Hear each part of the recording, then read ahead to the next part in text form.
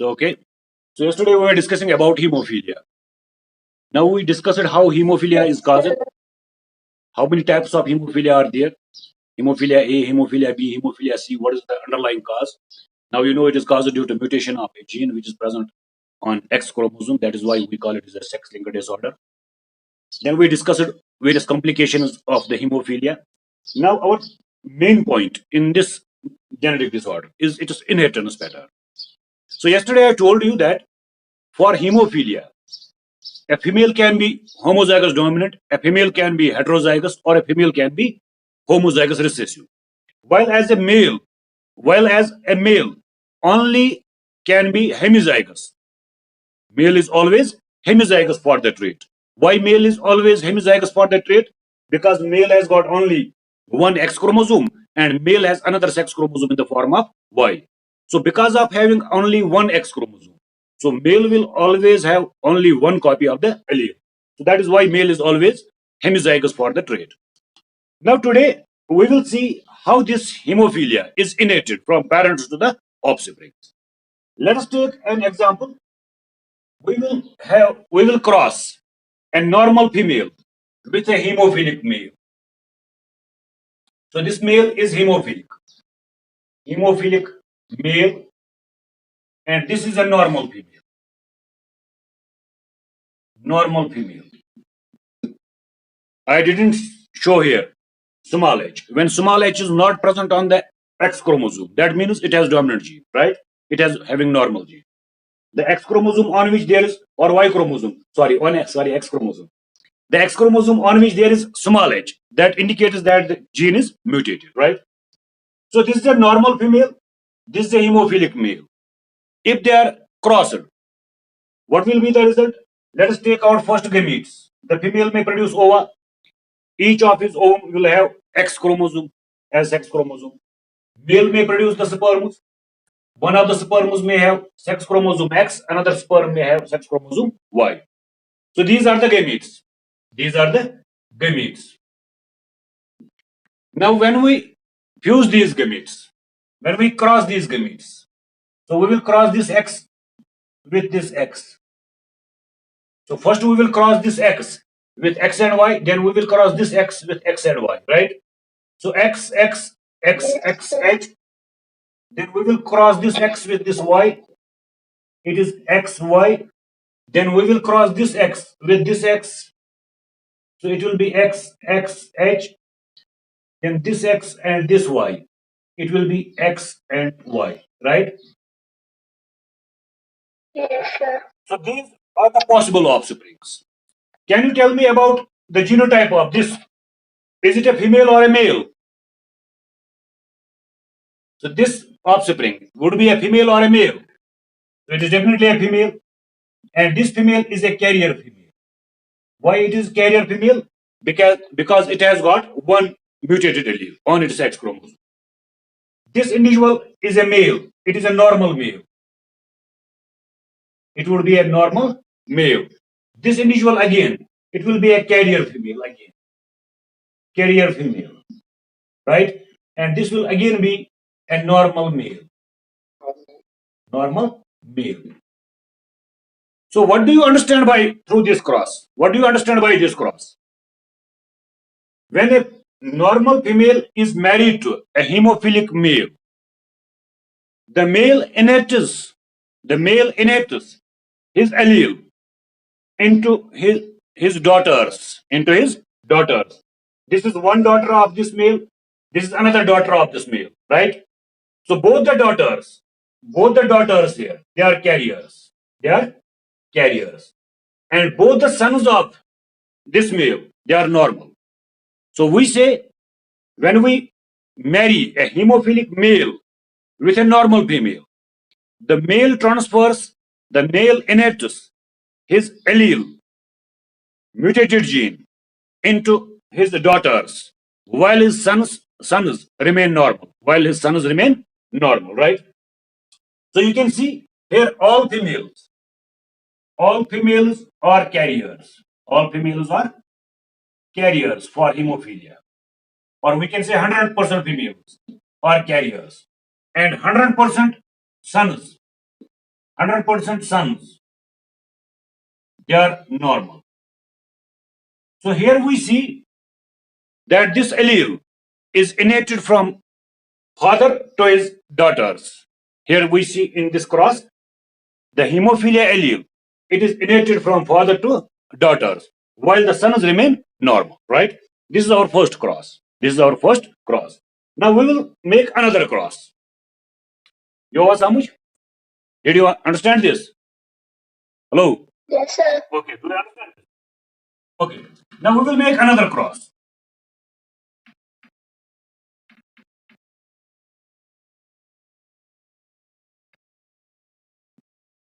Now we will cross a carrier female with a normal male. So it is a normal male. This is a carrier female. This is a carrier female. Right? So let's take the gametes X, X, H, X, and Y. Let's fuse the gametes X and X, X and Y. Right? Similarly, we will cross this X with this X, X, X, H, X, H, Y. Right? So what about these offsprings? This is a female, right? It is a normal female. This is a male. It is a normal male. This is a female. This female is a carrier female. And this is a male. What about this male? What about this male? Come on, tell me, what about this male? This male is normal. What about that male? This male is hemophilic male. So it is hemophilic male. As I told you earlier, this hemophilia, it is represented by two genes, one a normal gene and a mutated gene, right? So hemophilia is caused in when the gene is mutated. Since males have only one X chromosome. So if that X chromosome bears a normal gene, then males are normal. If that X chromosome bears the mutated gene, then the males are hemophilic, right? So males are never carrier. So this is a hemophilic male. What do you infer? What do you get through this cross? In this cross, it is clearly visible that this hemophilic allele here is transmitted. It is inherited from females, from daughters to half of their daughters. So this female, she inherited this hemophilia allele to 50% of her daughters. 50% of her daughters. How many daughters are there? There are two daughters. One is normal, another is carrier. So the allele is inherited to 50% of daughters. And the allele is also inherited to 50% of sons. So in this second cross, we observed that this allele now moves from females to females and males, right? In the first cross, we saw that the allele was present in the male. Male inherited his allele to his daughters.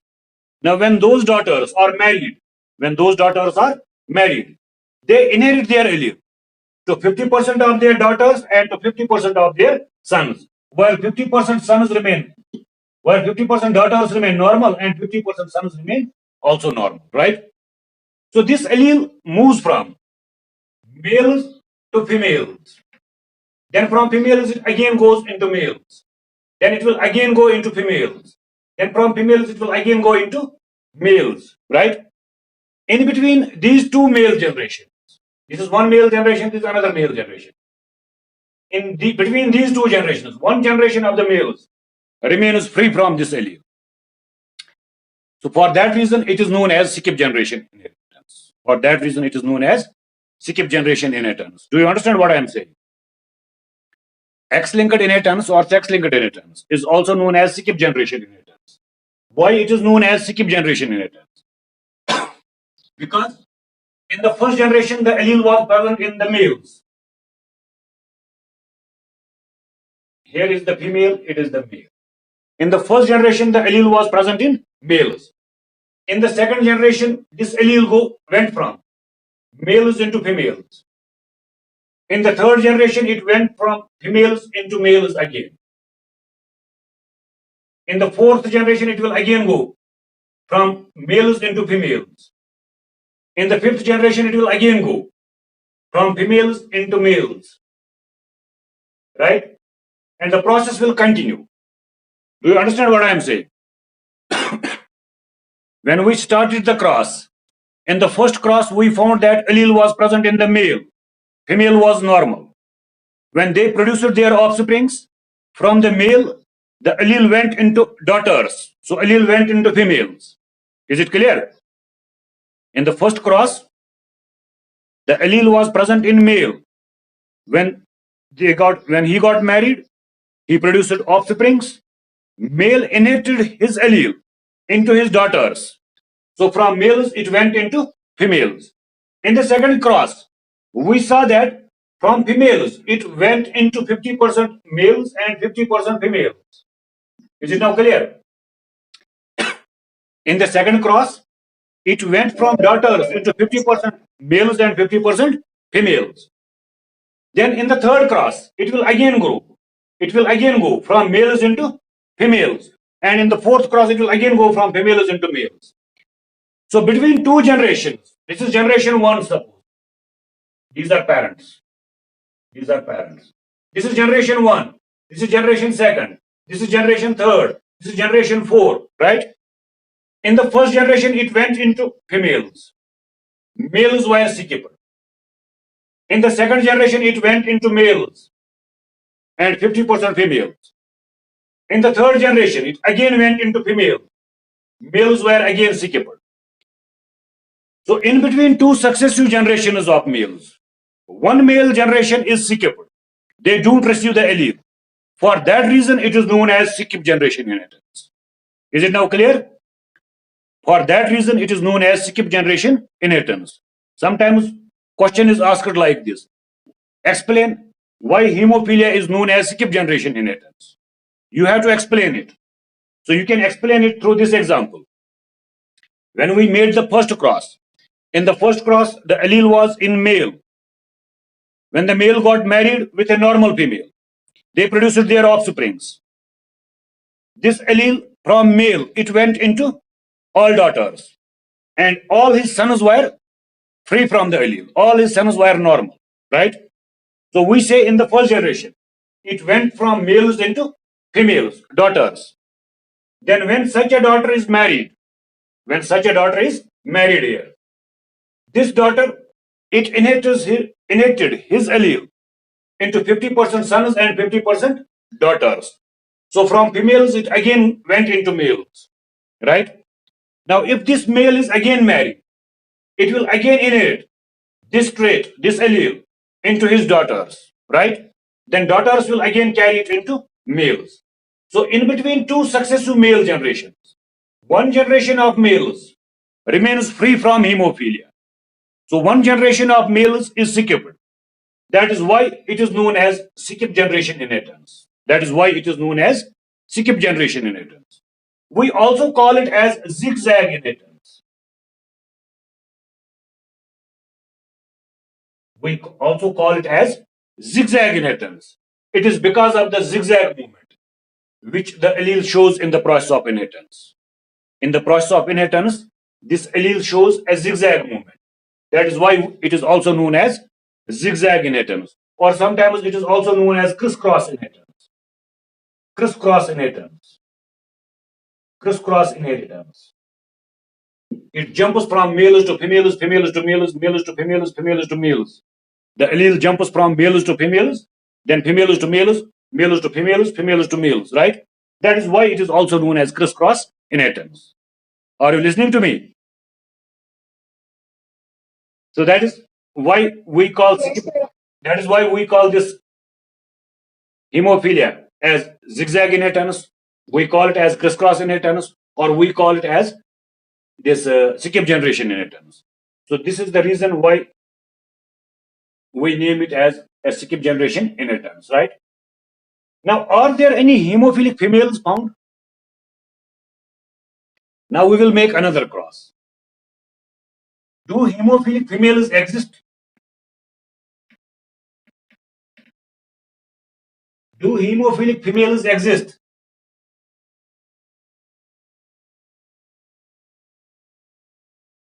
If we cross a carrier female with a hemophilic male, third cross, we will cross a carrier female with a hemophilic male. We will take out the gametes. These are the gametes. We will cross the gametes XXH, XY, XXH, XHY. What about this individual? It is a female and it is a carrier female, right? This is a normal male. Normal male. What about this individual? This individual, this is a hemophilic female. Hemophilic female. And this is a hemophilic male.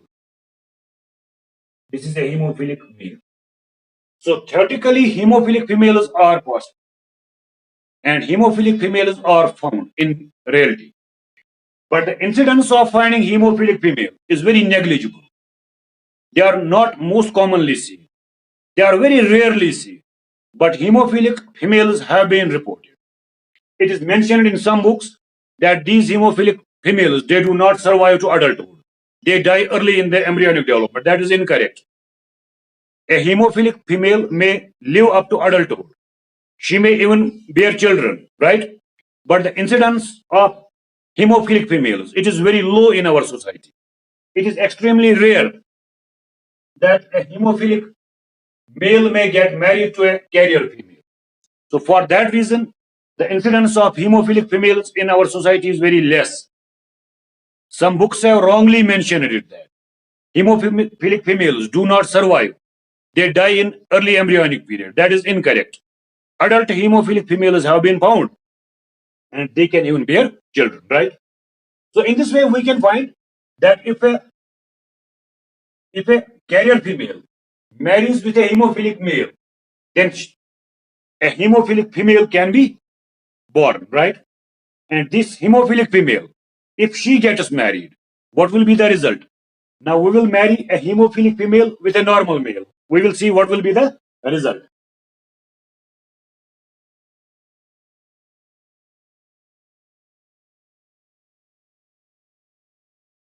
If a hemophilic female is married to a normal male, so this is a hemophilic female. If she is married to a normal male, let us take out the gametes XXH, XY. We will cross them XXH,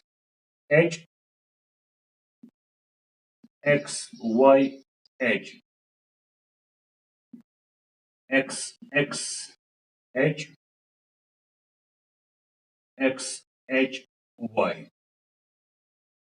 So all the offsprings, for example, this offspring, it will be a carrier female.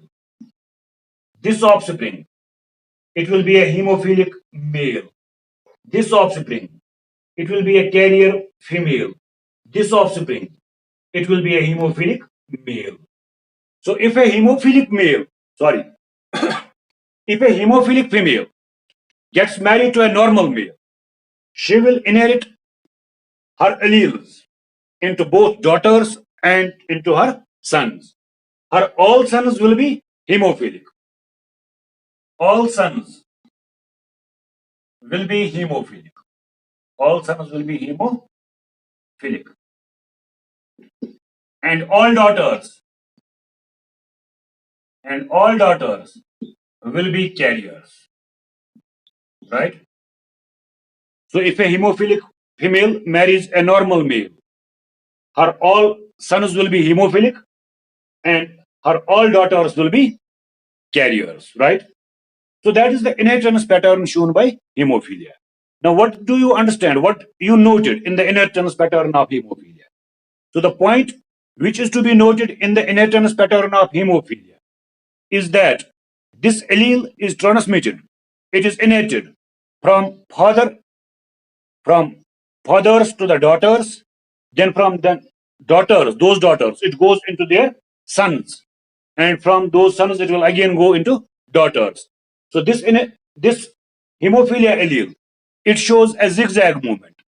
It shows a skip generation movement, right? In the first generation, the males will be free. Suppose these are as I told you just now. In one generation, males remain free, and in another generation, males remain affected. Between two successive male generations, one generation remains unaffected, right? So for that reason, it is known as skip generation inheritance. So that is all about the inheritance pattern of hemophilia, right? Now you have to remember some points here. First of all, males are never carrier for hemophilia. You have to note these points. In case of hemophilia, males are never carriers. Males are never carriers for hemophilia. Males are never carriers for hemophilia. Why? Because males have got only one X chromosome that may contain the normal allele. If normal allele is on that X chromosome, then the male is normal. If mutated allele is present on that X chromosome, then the male is hemophilic, right? Number second,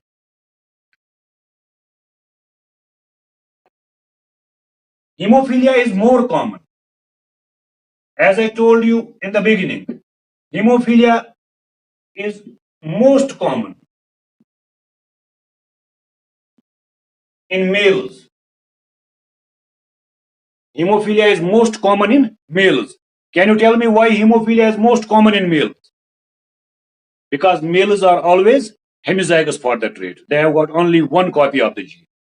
If the gene is mutated, males are hemophilic. If the gene is normal, males are normal. So hemophilia is most common in males, or we call it as the disease of males. We call it as the disease of males. Although hemophilic females are possible, but their occurrence is very rare. They are not frequently found, right? A hemophilic female will always have a hemophilic father. A hemophilic female will always have a hemophilic female will always have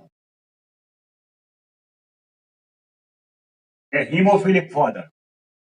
A hemophilic father, and will always produce